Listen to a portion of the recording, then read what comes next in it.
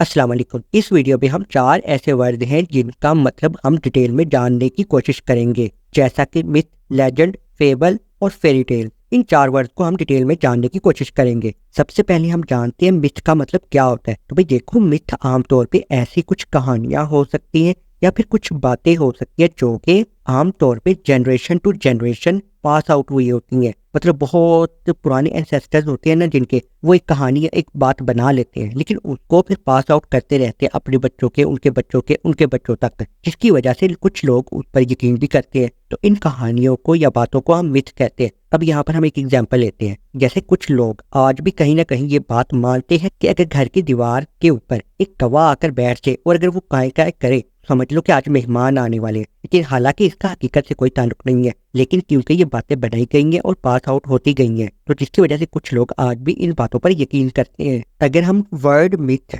देखें, ये कहाँ से ड्राइव हुआ है, तो ये ग्रीक जबान के वर्ड माइथोस से ड्राइव हुआ है। और माइथोस का मतलब होता है वर्ड ऑफ माउथ, मतलब ऐसे अल्फाज जो कि सिर्फ मुंह से निकले हो और पास आउट होते गए हो और लोग उस पर यकीन करते हो। तो इन बातों को या इन कहानियों को हम मिथ कहते हैं या माइथोलॉजी कहते हैं। और अब लेजेंड्स, लेजेंड्स भी असल में स्टोरीज ही होती हैं जो कि बनाई गई होती है, लेकिन ये कहानियां आमतौर पे पीपल के साथ लिंक करती हैं या लोगों की जो जिंदगियां होती है ना, या मतलब उनका लाइफस्टाइल होता है, उसके साथ ये कहानियां लिंक करती हैं। उनको हम लेजेंड्स कहते हैं। अब यहाँ पर हम एग्जांपल लेते हैं, जैसा कि रॉबिन हुड, अली बाबा हो गया और सिटी ऑफ अटलांटिस हो गया। अब ये लेजेंड्स पर बेस कहानियां हैं। और अब फेबल, अब फेबल मतलब काफी कुछ ऐसी कहानियां होती हैं जो कि बहुत पहले बनाई गई होती हैं, और ये कहानियां या तो एनिमल्स पर हो सकती हैं या फिर प्लांट्स पर हो सकती हैं या फोर्सेस ऑफ नेचर के मुतालिक हो सकती हैं या फिर इंसानों के मुतालिक हो सकती हैं। आमतौर पे ये कहानियां ऐसी होती हैं जिनसे कुछ सबक सीखने को मिलता है। मिसाल के तौर पर the tortoise and the hare, मतलब